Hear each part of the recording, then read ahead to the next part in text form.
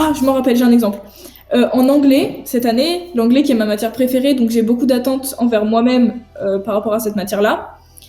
Cette année, j'ai eu 18,5 en anglais. C'était ma pire note de l'année. En anglais. Et, Il y a des et, notes pires. Hein. et je me suis mise à pleurer. En sachant que j'ai pleuré pour un 18,5 en anglais, mais j'ai eu 6 en maths et je n'ai pas pleuré. Parce que je sais que je suis nulle en maths, donc ça sert à rien. J'ai eu 18,5 en anglais et j'ai pleuré. Et toute ma classe, ils étaient là en mode oh là là, mais la honte, j'aurais peur pour un 18,5 et tout, n'importe quoi, machin, blabla. Et à ce moment-là, le dragon dont comme parlait, c'était vraiment là, je l'ai bien ressenti. Genre, c'est monté, je me suis énervée contre ma classe et tout. Je me suis dit, mais vous avez un problème? Genre, c'est quoi votre souci? Vous êtes pas content de votre note? Enfin, vous êtes content de votre note, tant mieux. Je suis pas content de la mienne, laissez-moi. Je veux dire, c'est quoi votre. Ça sert à quoi? Regardez votre problème au lieu de regarder le mien. Et je dis, on a chacun nos exigences. Et j'ai des exigences envers moi-même différentes des autres. Et je vous demande pas de porter un jugement sur l'exigence que j'ai envers moi. Et ce moment-là de mon année, je l'ai détesté. J'ai dit ça, je me suis énervée, et moi on a dit tous comme ça. Et je suis partie de la classe, et j'ai pris l'air 3 minutes, et à ce moment-là d'ailleurs, j'ai quelqu'un qui est venu pour me dire ça va et tout, j'avais pas envie, j'avais juste besoin d'être toute seule.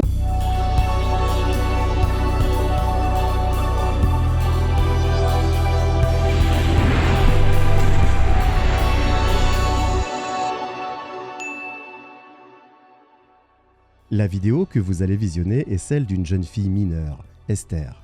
Les parents ont donné leur autorisation pour cette séquence. La maman intervient à la fin pour donner son point de vue et son expérience parentale, souvent compliquée avec les enfants HPI.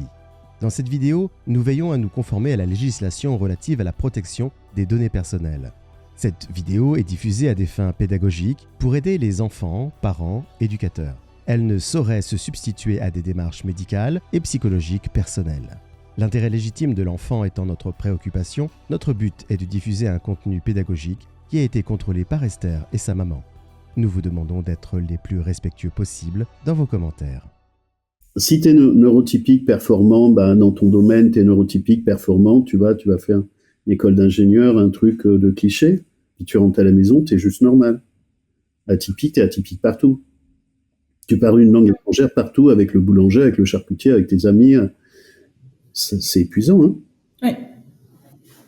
Il y a un truc qui m'a épuisée aussi, c'est quand je comprenais pas comment je fonctionnais, bon, j'apprends encore à le comprendre, mais c'est normal. Quand je comprenais pas encore, quand j'étais totalement inconsciente de comment je fonctionnais, je me suradaptais aux gens. C'est-à-dire que c'était pas moi. Et ça, c'était fatigant aussi parce que je me suis perdue. Je savais plus vraiment qui j'étais. Je me suis totalement, en fait, je créais un personnage qui n'était absolument pas moi. Toutes mes passions, tous mes centres d'intérêt, je les reniais, je les mettais sur le côté parce que je considérais que c'était des choses dont on allait se moquer de moi, etc. pour apprécier ces choses-là. Donc j'ai créé un personnage totalement différent de moi. Et je me suis rendu compte que ça m'a plus porté préjudice que aidé dans mes relations sociales et dans quoi que ce soit. Et ça a contribué à tout le mal-être que j'avais Dans en ce que moi. j'ai demandé, Ça a contribué justement au harcèlement que j'ai vécu parce que en fait, j'essayais de maintenir un personnage qui n'était pas moi, donc il y avait des incohérences dans mon personnage et ça n'allait pas. Et quand j'ai décidé que maintenant il fallait que j'arrête, que juste j'étais moi. Et bon, il y a des situations où je dois toujours m'adapter parce que c'est comme ça et le monde il s'adapte pas à nous, c'est nous qui devons nous y adapter. Euh, j'ai compris que ça allait beaucoup mieux, en tout cas moi, ça allait beaucoup mieux avec moi-même de ne pas me suradapter aux gens. qu'est-ce qui a été différent une fois que tu as lâché, pour une part, ce personnage? Qu'on ait une partie d'adaptation, c'est nos relations sociales et c'est nécessaire, mais ce personnage de suradaptation, une fois que tu l'as lâché, qu'est-ce qui a été différent chez toi?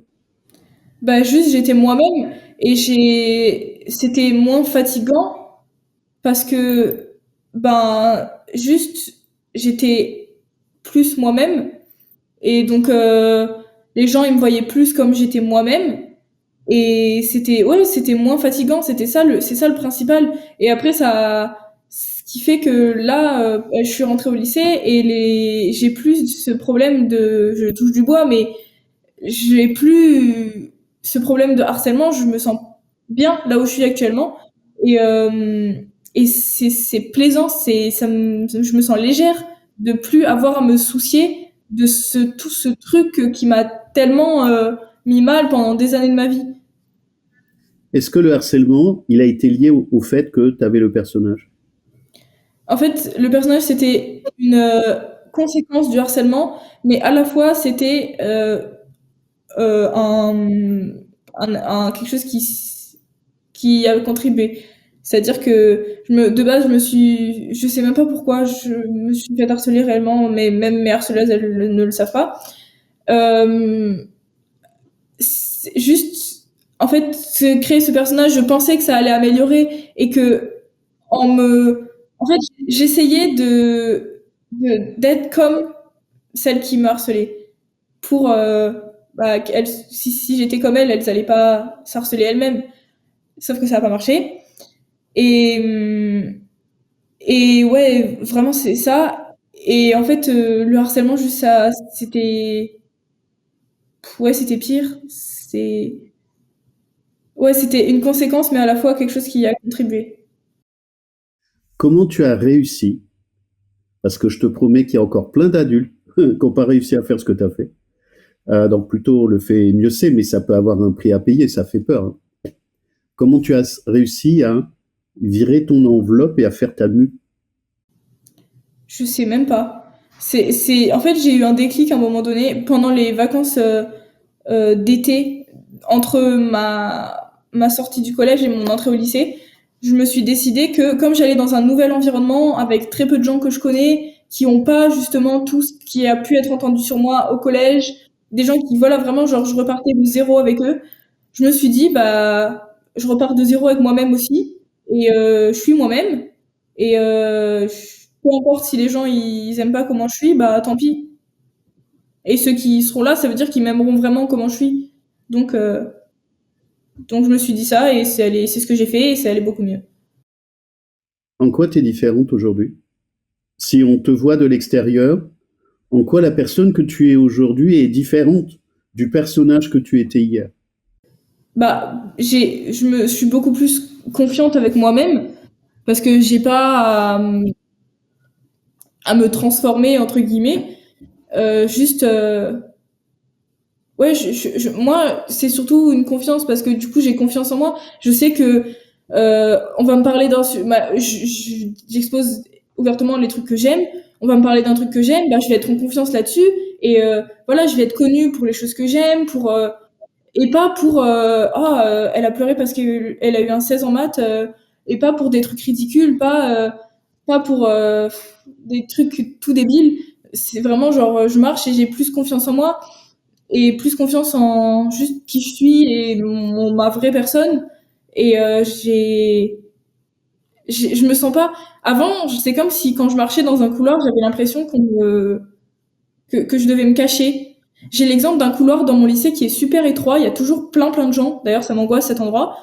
Et et si j'avais été dans ce couloir-là il y a quelques années, ça aurait été mais désastreux. J'aurais été très mal. Ça aurait été horrible, mais pas parce que ça m'angoissait ou quoi. Vraiment juste parce que je considérais que je n'avais pas ma place ici et que je devais me cacher. D'où me cacher dans ce personnage-là. Alors que maintenant, bah, juste, j'ai pas à me cacher. Je suis moi, comme la personne à côté de moi, elle est elle, et voilà. Si on vient t'embêter, tu sais te défendre? Bah, j'ai l'expérience je réagirai plus de la même façon. Puisque j'ai vécu tout ça. Donc, ouais, je pense que je pourrais me défendre. Et d'ailleurs, je l'ai constaté cette année, et les personnes qui ont ne serait-ce que fait des tentatives de pique, bah, je les ai perçues totalement différemment. Et j'ai su contrer ces trucs-là, ce qui ont fait que ça n'a pas continué. Comment tu as fait pour les contrer? Ça, c'est pour, c'est pour les autres jeunes filles qui se feraient un peu embêter comme toi. Ben, en fait, je considère que les personnes qui en fait, déjà, je me considère, enfin, ça c'est peut-être pas bien ce que je vais dire, mais je me considère au-dessus des personnes qui pensent que je suis inférieure à elles, dans le sens où elles se pensent en droit de venir me reprocher des choses, de venir se moquer de moi, etc. Déjà, ces personnes-là me font pitié, c'est ridicule. Enfin, à un moment donné, Tu leur dis? non, je leur dis pas. Mais je veux dire, si ces personnes-là elles ont que ça à faire de leur vie que de venir gâcher celle de quelqu'un d'autre, bah c'est triste pour eux. Et moi, juste, ce que je fais quand je sens qu'il y a un pic comme ça, quelque chose qui arrive, c'est que juste, en fait, je dis ce que je pense, mais à la fois sans dire trop ce que je pense. C'est-à-dire que il y a des choses que je sais qu'il faut pas que je dise parce que sinon, ça va me porter préjudice. Mais je sais pas. Par exemple, on va se moquer de moi pour un truc. Moi, c'est surtout souvent à partir de quelque chose de scolaire, par exemple les notes ou quoi que ce soit. Genre, je m'en rappelle, j'ai un exemple. En anglais, cette année, l'anglais qui est ma matière préférée, donc j'ai beaucoup d'attentes envers moi-même par rapport à cette matière-là. Cette année, j'ai eu 18,5 en anglais. C'était ma pire note de l'année.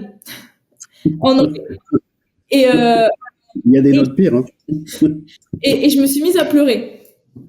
En sachant que j'ai pleuré pour un 18,5 en anglais, mais j'ai eu 6 en maths et je n'ai pas pleuré. Parce que je sais que je suis nulle en maths, donc ça sert à rien. J'ai eu 18,5 en anglais et j'ai pleuré. Et toute ma classe, ils étaient là en mode oh là là, mais la honte, j'aurais peur pour un 18,5 et tout, n'importe quoi, machin, blabla. Et à ce moment-là, le dragon, dont comme parler, c'était vraiment là, je l'ai bien ressenti. Genre, c'est monté, je me suis énervée contre ma classe et tout. Je me suis dit, mais vous avez un problème? Genre, c'est quoi votre souci? Vous êtes pas content de votre note? Enfin, vous êtes content de votre note, tant mieux. Je suis pas content de la mienne, laissez-moi. Je veux dire, c'est quoi votre, ça sert à quoi? Regardez votre problème au lieu de regarder le mien. Et je dis, on a chacun nos exigences. Et j'ai des exigences envers moi-même différentes des autres. Et je vous demande pas de porter un jugement sur l'exigence que j'ai envers moi. Et ce moment-là de mon année, je l'ai détesté. J'ai dit ça. Je me suis énervée. Et bon, on a dit tous comme ça. Et je suis partie de la classe. Et j'ai pris l'air 3 minutes. Et à ce moment-là, d'ailleurs, j'ai quelqu'un qui est venu pour me dire ça va et tout. J'avais pas envie. J'avais juste besoin d'être toute seule. Et, et je lui ai dit non, là, j'ai besoin d'être toute seule. Je suis restée 5 minutes dans le couloir. Je suis retournée en cours. Et c'est passé. Et les gens, après, ils m'ont plus jamais reparlé. Juste, voilà, à un moment donné, c'est bon, quoi. Très bien. Donc, il est utile ton dragon. Parfois oui. Parfois oui, parfois non. C'est dans le dragon. Par contre, je dis souvent, faut lui laisser la laisse de temps en temps parce que des fois, il peut faire plus de ravages que prévu. Mais il est utile le dragon. T'as très très bien réagi. T'as Ouais. très très bien réagi. C'est un peu calamiteux de devoir se comporter comme ça. Tu vois, c'est la jungle. Hein. Je trouve ça lamentable, mais moi j'ai un gros dragon. Je le surveille. De devoir se comporter comme ça, c'est terrible. C'est terrible. De devoir réagir comme ça. Mais si tu le fais pas, c'est comme les animaux de la jungle. Ils viennent te bouffer. Hein. Bah, c'est ce qui s'est passé justement quand j'étais au collège et que je faisais pas ça. Au collège, là, je viens de m'en rendre compte, mais en fait, j'avais si peu confiance en moi et j'essayais tellement de me cacher que ça, c'est quelque chose que j'aurais jamais fait au collège parce que j'osais pas parler, en fait, parce que peu importe ce que je disais, j'avais l'impression que on allait se foutre de moi et détourner mon propos et tout. Et je pense que ça a un peu appelé aussi le fait que ça arrivait. Mais, ouais, j'aurais jamais, ce que j'ai fait là, je l'aurais jamais fait au collège dans une situation. Je me serais laissé marcher dessus au collège, alors que là, au lycée, juste aussi, par rapport à ce qui a changé, je me laisse plus marcher dessus. J'ai essayé d'arrêter de me faire marcher dessus. Je suis pas un paillasson, à un moment donné, je mérite le respect autant que tu mérites le respect, quoi. Exactement. Le dragon, c'est de l'énergie vitale. Tu vois, souvent j'ai des personnes qui me disent mais comment je fais pour me défendre? Qu'est-ce qu'il faut que j'aille chercher? Mais je mets rien du tout. Hein. Vous avez le dragon à l'intérieur. Des fois, je l'appelle Nikita. Lâchez le dragon, vous allez voir, il marche tout seul. Il n'y a aucun problème. Lâchez-le, vous allez voir, il n'y a rien à aller chercher. Hein. Il y a une porte à ouvrir, mais quand même, tenez la bestiole parce que s'il y a longtemps qu'elle n'a pas pris l'air, elle risque de mordre les mollets. C'est absolument nécessaire, surtout plus les femmes hein, qui prennent un peu plus cher sur ces jeux malheureux et malhonnêtes de comportement. Et en fait, c'est de la régulation. Tu as très très bien réagi. Vraiment, c'est très bien. Après, il y a quelque chose d'autre qui a, je sais pas trop en quoi ça m'a aidé, mais ça m'a aidé beaucoup. C'est le théâtre. Cette année, je me suis mise à faire du théâtre et en fait, ça m'a énormément aidé sur plein de sujets. Ça m'a aidé à extérioriser un peu quelque part. Parce que, bon, par exemple, notre pièce qu'on a présentée cette année, c'était une pièce sur le harcèlement. Et du coup, au début, j'ai eu énormément de mal. On avait 3 heures de théâtre par semaine. Je pleurais pendant 3 heures parce que mon rôle, du coup, c'était de jouer une harceleuse parce qu'il y avait que ça comme rôle. Et je le vivais très mal parce que j'avais l'impression de faire ce qu'on m'a fait vivre. Donc, je l'ai très mal vécu. Mais, mais au final,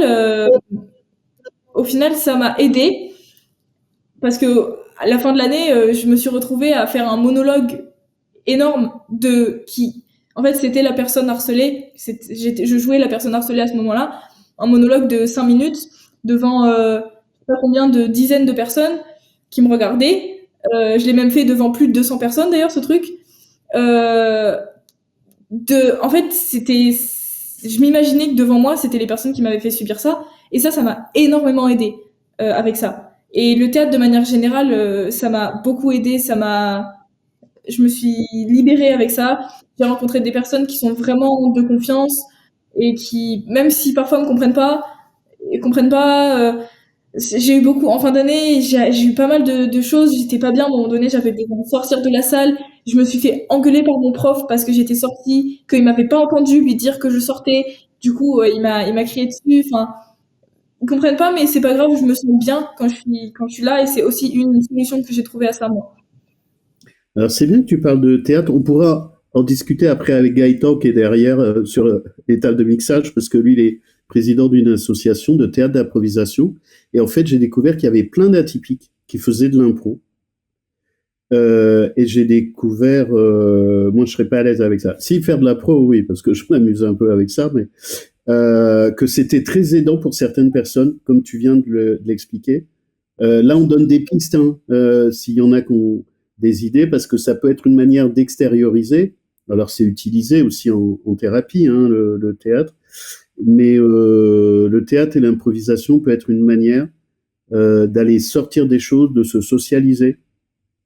Et j'ai eu plein de témoignages comme ça de personnes HPI qui ont trouvé des solutions là-dedans, sur du théâtre et du théâtre d'improvisation. Mm. Oui, moi, en fait, à la base, je sais pas trop pourquoi j'ai pris cette option, mais il se trouve que c'est la meilleure décision que j'ai prise là récemment. C'était vraiment hyper. Je suis très reconnaissante envers la moi il y a 1 an d'avoir pris cette décision-là, parce que ça m'a énormément apporté. Là, cette pièce dont je parlais, elle a tellement plu aux personnes qui nous ont vu la jouer que à la rentrée, enfin là en octobre, on va jouer cette pièce dans plein d'établissements scolaires de notre région dont les profs nous ont vu jouer déjà. Et on contactait mon professeur de théâtre pour lui dire, monsieur, ce que font vos élèves, c'est génial. On aimerait que vous veniez présenter ça dans notre établissement scolaire. Et du coup, il me semble qu'on fait genre plus de 5 établissements scolaires là en octobre.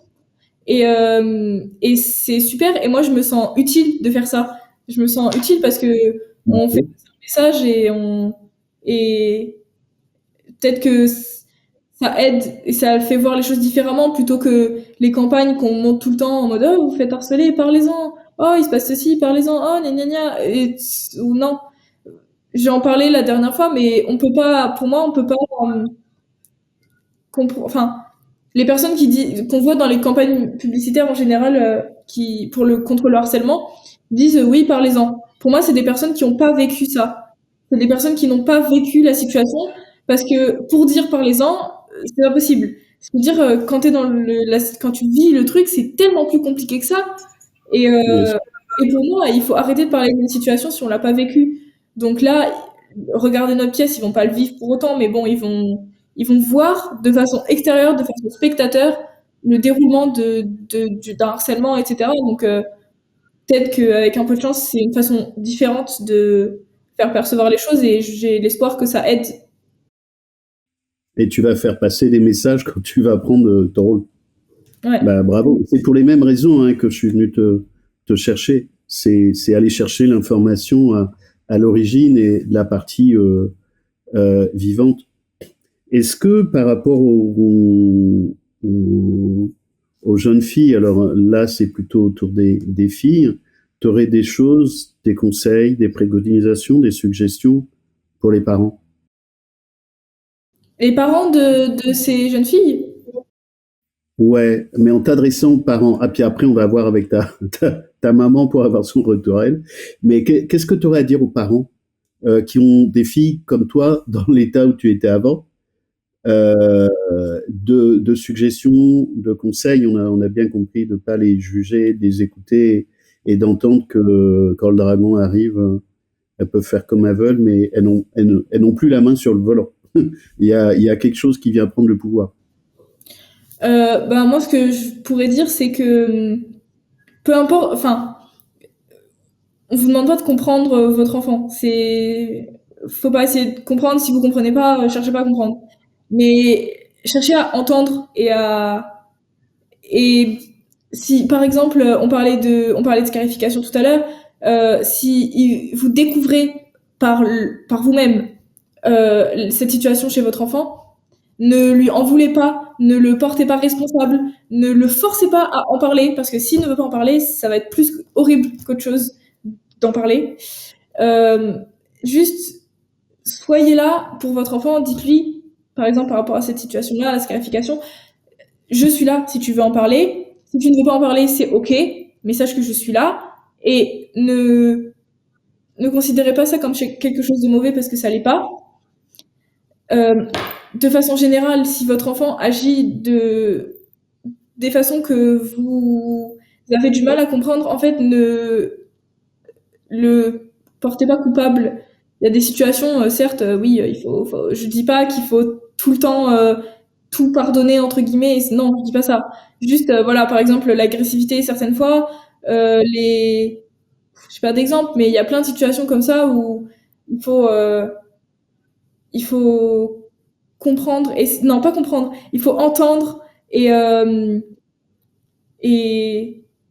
être être conscient de la chose, être conscient que bah votre enfant c'est pas quelqu'un de neuroatypique, de neurotypique, pardon.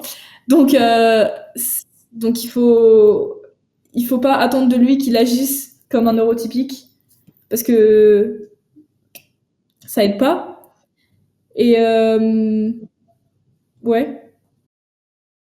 Je pense qu'il peut y avoir des filles typiques qui vivent aussi des tempêtes émotionnelles, mais je l'entends en particulier pour les filles et les femmes HPI, mais même après, pour les femmes HPI. Donc ça, c'est un vrai sujet.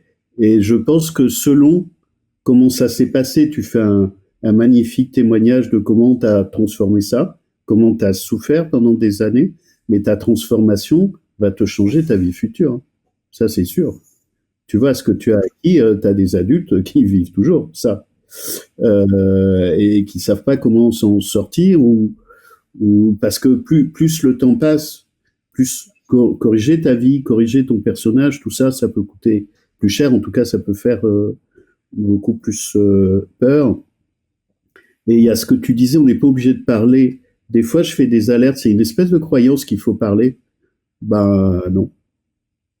Il y a des fois, il faut se taire. Mais comme tu le dis, être présent, mais se taire, on n'est pas obligé de parler, ça fait du bruit. Et ça fait mal en plus.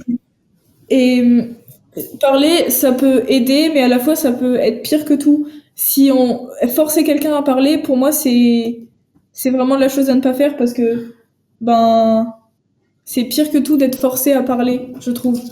Donc, oui, il y a d'autres façons. Si parler, s'il n'y a pas quelqu'un avec qui vous êtes en confiance pour parler, bah, ne le faites pas. Et moi, par exemple, j'ai trouvé à ce moment, au moment, là, maintenant, il y a des fois, j'ai pas envie de parler. Juste, j'ai vécu des situations cette année qui n'ont pas de rapport avec la neuroatypicité, mais que j'avais pas envie d'en parler, ou j'avais personne à qui en parler, ou j'avais tenté d'en parler, mais encore une fois, non, finalement, les gens, ils en avaient marre que je parle de ça, donc j'ai arrêté d'en parler. Et je l'ai écrit Et c'est là j'ai commencé à écrire un livre justement qui parle de mon année de seconde là. Du coup, j'ai commencé à comprendre comment je fonctionnais, la neuroatypicité, etc.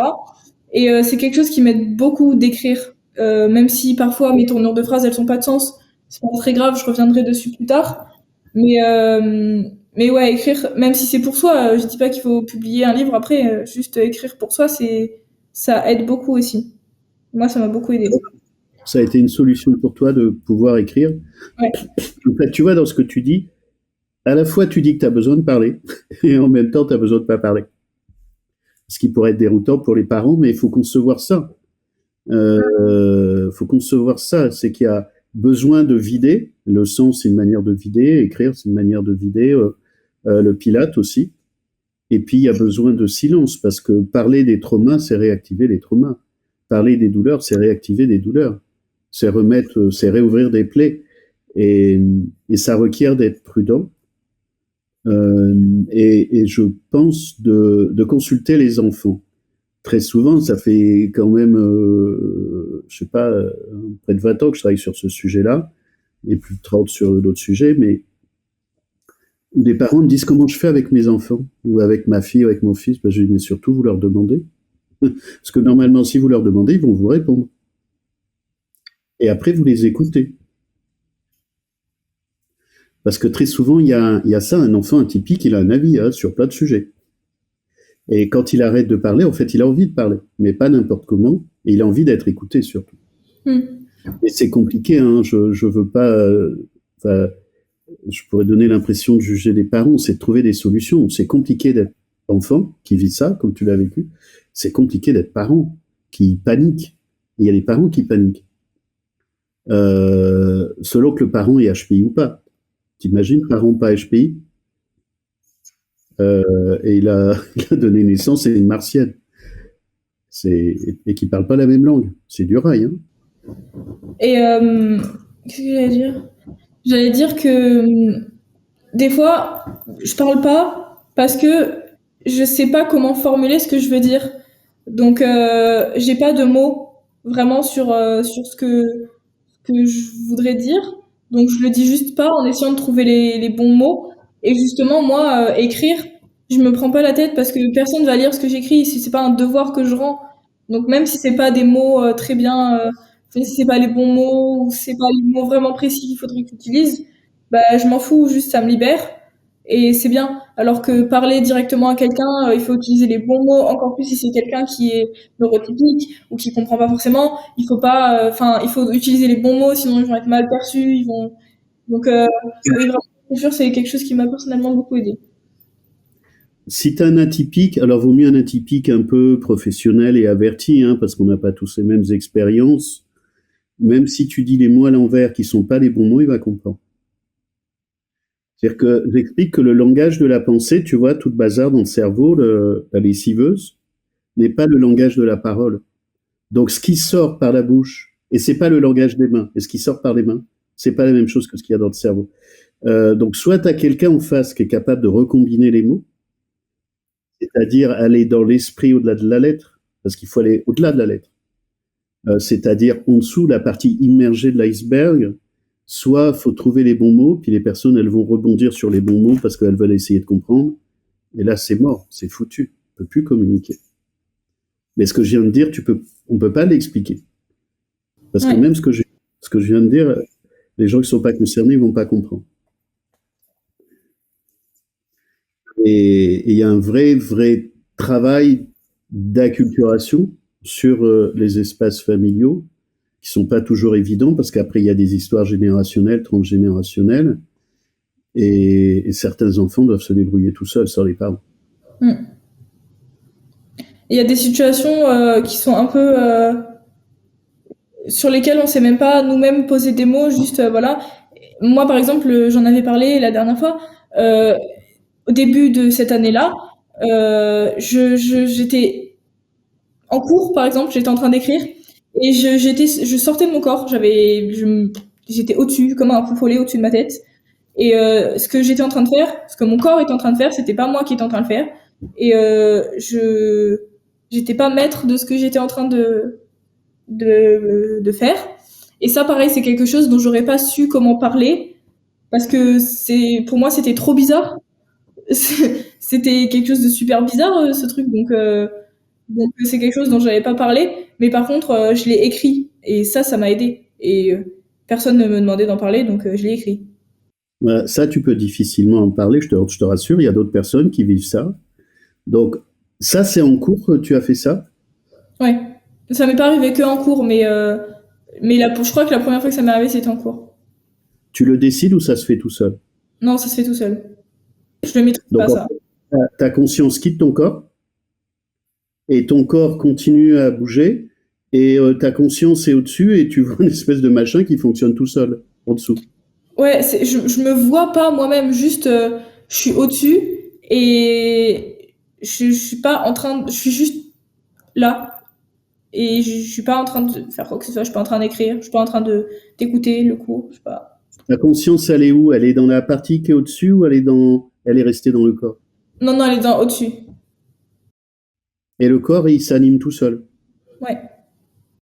Ça, tu peux pas le partager beaucoup. Là, t'es courageuse. Tu me diras si tu veux qu'on le garde ou pas, ça. Euh, Dans l'interview, hein, je te laisse réfléchir. On peut le garder. Hein. Moi, j'ai plein de... Tu sais, pour les atypiques, très souvent, depuis longtemps, je parle des bizarreries. Ça, c'est une bizarrerie. Beaucoup d'atypiques ont des bizarreries et je veux pas nommer les bizarreries parce que je sais pas si j'ai tout entendu, mais j'ai entendu beaucoup de choses. Donc, comme il y a beaucoup de gens qui savent que j'ai entendu beaucoup de choses, ils viennent me raconter ce que tu viens de faire et je suis surpris, mais j'ai l'habitude de ça. Ça sont des bizarreries. Donc, t'imagines bien que on est des surfaces de projection, donc il y a plein de gens qui peuvent trouver ça bizarre, alors qu'il y a beaucoup de personnes qui vivent des choses comme ça, des dissociations, des dédoublements, sans que ça soit forcément psychopathologique ou psychiatrique. Hein. On peut avoir des gens de bizarreries. Bon, si ça dure, faut pas que ça dure. Et globalement, mon conseil, c'est vaut mieux éviter de provoquer ça parce que c'est pas aidant. Moi, ça m'est arrivé hein, de vivre des choses comme ça par hasard. Il y a longtemps quand j'étais jeune. Mais comment tu veux expliquer ça? Tu peux en parler, mais à expliquer, c'est pas évident. Ce qui fait que beaucoup de gens ont ce genre de choses sur le pas, mais n'en parlent pas parce que veulent pas se faire emmerder, tu vois. Hmm. Mais en fait, moi j'en parlais pas et un jour justement une de mes meilleures amies m'en a parlé parce que elle l'avait pareil et je me suis dit ah bon voilà. Ok, je vais C'est un- pareil. Ça, les bizarreries, vraiment, c'est un vrai sujet. J'en parle. Je parle que des bizarreries. Je donne pas d'exemple, ce que tu viens de faire, parce que ça peut produire ça. Tu vois, dans les bizarreries, je te donne d'autres exemples. Tu as des personnes atypiques, elles voient en couleur tous les organes des corps de tous les gens. En couleur. T'en as qui le voient sur les autres, t'en as qui le voient sur elles-mêmes. Moi, j'ai une amie, elle voit tout le corps énergétique en couleur de tous les humains. Voilà, je te donne quelques trucs de bizarreries. Il y en a, voilà, qui peuvent ressentir des gens, qui peuvent. Moi, je parle de télécharger des gens, mais ces formes de dissociation, faut vraiment pas les provoquer. C'est pas une bonne chose. Non, Mais si ça arrive, après moi ce dont je parle, ça fait plusieurs mois que ça m'est pas arrivé. Ça a duré, ça me l'a fait pendant 2 mois et après me l'a plus fait. je pense que ça peut arriver à ces moments de troubles de perturbation de l'adolescence. Mais c'est ça que je trouve dans les bizarreries. Et, d'où ça vient, je sais pas. Les corps, nos différents corps sont quand même assez étranges. Mais je pense que plus on a de la sensibilité ou de l'hypersensibilité, plus on peut être exposé à ce genre de choses. C'est pas réductible aux surdoués, hein, des gens non surdoués comme ça. Mais les surdoués ont plus de trucs un peu perchés. Mais ça fait partie du charme, si tu veux, du sujet. Est-ce qu'il y a d'autres sujets que tu voudrais qu'on aborde là? Parce qu'on va commencer à atterrir, puis je vais inviter ta maman après. Des sujets sur lesquels tu voudrais qu'on échange ou des sujets qui t'apparaissent toi importants par rapport à ce que tu as envie de dire, ce que tu as envie de dire pour toi, pour les autres jeunes filles ou pour les parents? Bah, moi, il me semble que j'ai un peu dit ce que je voulais. Surtout insister sur le fait que vraiment, genre, vous êtes pas seul. Moi, il me fallait, mais toujours aujourd'hui, c'est pour ça aussi que la musique, j'aime beaucoup, parce que, en fait, j'ai besoin de me sentir comprise, parce que j'ai eu l'habitude de pas être comprise. Et la musique, les paroles de musique, ça m'aide parce que j'écoute des musiques dont les paroles me parlent. Et du coup, je me sens comprise en écoutant la musique, je me sens pas tout seul. Je me dis, waouh, la personne qui a écrit ça, ben, je ressens pareil. Euh, donc ça me fait du bien. Et trouvez juste votre moyen d'être bien et de... Ouais, vous sentez pas tout seul parce que dans tous les cas, vous l'êtes pas. Peu importe la situation dans laquelle vous êtes pas tout seul, jamais. Il y a toujours quelqu'un qui vit quelque chose de semblable et qui pourra vous comprendre. Alors peut-être que là, sur l'instant, vous n'avez pas l'impression, mais je vous jure que si. Et peut-être que sur l'instant, vous considérez que vous n'avez personne à qui parler, que personne comprend, etc. Peut-être que sur le moment, c'est vrai, mais donc trouver des solutions comme ça pour l'extérioriser, par exemple l'écriture, moi, c'était les théâtres, etc., etc. Mais un jour, vous trouverez quelqu'un avec qui vous pouvez en parler et qui vous écoutera et qui vous entendra et qui, voilà, même pas forcément, je sais pas si cette personne comprendra, mais en tout cas, elle sera là et vous serez pas tout seul. Et vous êtes pas tout seul dans tous les cas. Voilà, moi, je me suis rendu compte en écoutant l'interview de Com, mais peut-être que vous, ça va faire pareil avec moi, et je sais pas, mais en tout cas, vous n'êtes jamais tout seul. Toute seule. On va voir les témoignages hein, sur la chaîne YouTube. Je doute pas que tu fasses la même chose qu'avec Com. Est-ce que tu pourrais penser que si on fait ce que tu viens de faire, c'est-à-dire si on se prépare psychologiquement à changer sa vie, on va attirer des synchronicités, on va faire de la magie. C'est-à-dire que, tu vois, ce que tu envoies, les personnes qui doutent comme toi tu doutais, si tu leur donnes de l'espoir comme tu viens de faire, si tu commences à considérer que tu peux trouver des gens, tu risques de générer ce que tu as envie qu'il se passe. Moi, je suis persuadée que oui. Après, c'est pas l'avis de tout le monde, mais pour moi, pour moi, il suffit de croire à quelque chose, de savoir, d'être convaincu, persuadé que ça va se passer pour l'attirer entre guillemets. Donc, soyez convaincus. De toute façon, c'est le cas. Je dis, vous allez trouver quelqu'un, c'est la vérité. Et soyez-en convaincus. N'ayez pas de doute là-dessus. Et vous allez attirer les bonnes personnes. Et moi, c'est ça. Je me suis, quand j'ai commencé quand j'ai pris conscience avec l'interview de Com, bah, ça m'a fait ça. Genre, après, je me suis rendu compte, et je me suis rendu compte que d'ailleurs, à partir de ce moment-là, j'ai eu connaissance de la neuroatypicité de plus de personnes qui sont rentrées dans ma vie ou qui étaient déjà juste que j'étais pas au courant. Ça a été un déclencheur. Oui. Ton regard est très convaincant. T'as les yeux animés. C'est très bien. C'est un compliment. Hein. Et donc, comme il t'a déclenché le fait que tu te reconnectes avec la personne que tu es, tu te reconnectes avec ton énergie vitale et tu t'es remise à parler. C'est le fait de considérer que tu n'étais pas folle qui t'a remise à parler. Comment tu as fait le lien pour reparler à tes parents? Moi, en reparler, j'ai parlé à ma mère parce que ma mère, bah, je sais qu'elle est concernée. Du coup, c'est ça. Et je sais pas, pour le coup, je sais pas comment j'aurais agi si ma mère n'était pas concernée. Je sais pas si j'aurais parlé à mes parents ou pas. Ça c'est un vrai sujet compliqué. Moi, je suis malheureux pour les parents qui sont pas concernés parce que je comprends qu'ils soient en difficulté. Mm. Et Alors, il peut y avoir pardon, je termine, il peut y avoir des parents concernés, ils sont tellement concernés, qu'ils sont tellement flippés, qu'ils ont peur pour leurs enfants, en considérant que les enfants vont vivre la même chose qu'eux. Non, il faut arrêter ça. On vit chacun notre vie. Alors qu'ils aient peur, bah, les parents, ils ont tous peur, hein, moi aussi j'ai eu peur. Mais c'est pas parce qu'on a vécu des vies pas satisfaisantes que nos enfants vont vivre des vies pas satisfaisantes. Donc il peut y avoir des problèmes parents concernés, et il peut y avoir des problèmes. Et là, c'est vraiment, c'est très très compliqué parce que il y a une partie qui est inaccessible très souvent. Moi, mes parents ne sont pas concernés, hein, tu vois. Ils ont fait tout ce qu'ils ont pu le mieux possible pour nous. On est 4 enfants. mais ils sont pas concernés. J'ai un grand-père qui est concerné, j'ai des neveux, nièces qui sont concernés, mais pas mes parents. Euh, donc ils m'ont jamais vraiment compris. Mais bon, ils ont fait ce ils ont fait le mieux possible. Mais et pour les parents et les enfants, waouh, ça c'est compliqué. Donc c'est bien ce que tu proposes, c'est de trouver des alliés, des réseaux, et au moins des interlocuteurs où t'es pas besoin de faire des efforts et t'es pas obligé de te répéter. Hein, c'est pénible de se répéter, surtout si on t'es pas compris, hein, c'est insupportable. Et de dire bon voilà, je peux déposer les trucs en vrac et en face ça va comprendre. Ouais. Ça c'est de la magie. Ouais.